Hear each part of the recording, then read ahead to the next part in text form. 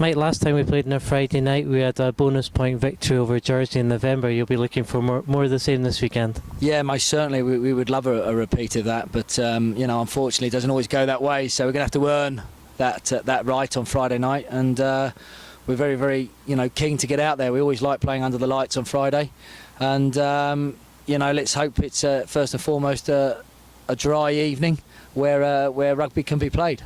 The conference will be up after last weekend's victory over Yorkshire Carnegie. What pleased you most about that game? Well, there were a number of things that pleased me about that game against Yorkshire Carnegie, who are a quality team with plenty of attacking flair. I think first and foremost our defensive discipline in the first half into the wind was first class, and we exerted pressure on Yorkshire Carnegie, and in effect we actually controlled the pitch and we controlled the ball. But for the line-out processes in the first half, where we missed 4 or 5 red zone opportunities with our line-out.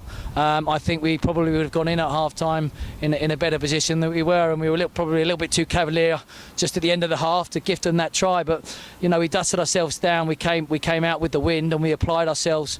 Both in our driving game again in the red zone, but more importantly, we started to see our forwards and backs putting together some very cohesive attacking play, and we became far less predictable and became far more of a threat as an attacking team, and we were able to execute some great attacking play, both from their halfway into the red zone to score some very good team tries. So very, very pleasing indeed.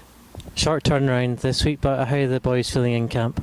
Yeah, it has been a short turnaround, and sometimes that's great because it means that we don't ponder too much on what went on Saturday, and we look to try and build on that, and that's what we've certainly tried to do over the last couple of days is focus on the real positives that went well, and then just try and address those slight issues which stopped us getting the continuity and exerting the pressure that we wanted to do on the opposition. And we're going to need to probably ensure we get those little bits right on Friday night if we want to come up on top against a quality Cornish team. They shipped 60 points last week, so I expect them to be smarting. But when we went down there earlier in the season, it was a tough game. They were in it right till the very end, and we were quite fortunate to get the win in the end down there. Yeah, I mean they're a good team, and they're very tough to beat in the home pitch. And we were fortunate enough to find what was required down there, but it was a tight game, and we just pulled away towards the end. And they're a hard-working, tough pack. And they've got some clever backs. Kessel, the 9, is the man that makes it fit for them. He didn't play against Worcester, probably being saved for the trip to London, and he certainly makes them tick. They've got a bit of wheels on the outside as well, and they've got a pack that will fight. And we'll scrap for everything, both in the loose but also at set piece time. So we're going to have to exert ourselves in the set piece. We're going to have to be up for that challenge first and foremost. We have to squeeze them there, and then we're going to have to play with the same ambition in attack that we started to show last week. And as I said, the other crucial component will be our defensive discipline. We need to build on that last week's performance and ensure that we execute our tackles every time, all the time. If we do that, then hopefully we can control the pitch in the game. We've got a week off after the Pirates game, so psychologically, how important is it going into that break that we pick up another win? Yeah, I mean, we've got no game. I wouldn't say we've got a week off. Don't be telling those sorts of things to the boys. But yeah, we do have a fallow week in terms of a game. But it's important that we maintain momentum and we build on our performances, because that's where confidence comes from. When you've got confidence, you feel like you've got more time on the ball to play with more ambition. So that's what we're about. We're about building momentum. We're about building our ambition to play attacking rugby, but also to exert ourselves defensively with the discipline and the composure to enable us to control the pitch. And it's an important step this Friday night that we kick on. In terms of the playing squad, Adam Buchanan's back in contention. Great to have him back, and also Lee Miller's back in contention this weekend as well.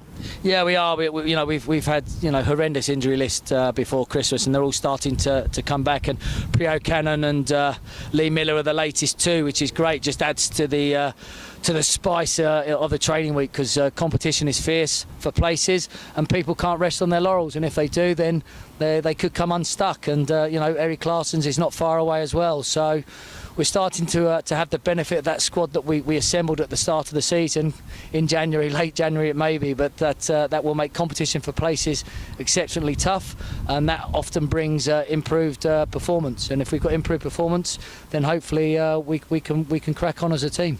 Chevy Pennycook's concussed, so he's unavailable this weekend. And a word for PJ Gidlow, because he's been out and he could be out for a period of time. Yeah, I mean, that's the kind of the flip side. Chevy's out this week, precautionary more than anything else, but we have to do the right thing and the duty of care there. And PJ, who's been, just a warhorse for us. He's a physical man, and I think most players would have been in far more pain than PJ seems to show. But he could be out for 2 or 3 months, recovering from an injury, and we'll be looking forward to getting PJ back out in amongst the squad, because he's not only just big on the pitch, but he's also big for our culture and big personality within the squad. So he's an important man for us to ensure that we keep honesty in our culture, and we keep the hard-working environment and the graft that we require if we want to be successful. I guess bringing in Matt Hawke, we've signed him until the end of the season. It's probably a good timing bringing him in with PG out injured. Yeah, it is. I mean, don't forget as well, the recent signing Colin Brady's been with us now for 4 or 5 weeks, and also we've got the benefit of Harry Sloane from Harlequins, and the likelihood is that we'll have the likes of James Chisholm potentially available for us at the weekend as well. So, there is plenty of competition in this squad, and that's what you need. You need to have the competition in the squad to try and drive performances out of everybody. There are no sacred cows in the squad. Everybody's got to earn the shirt every week. Good luck on Friday. Thanks a lot.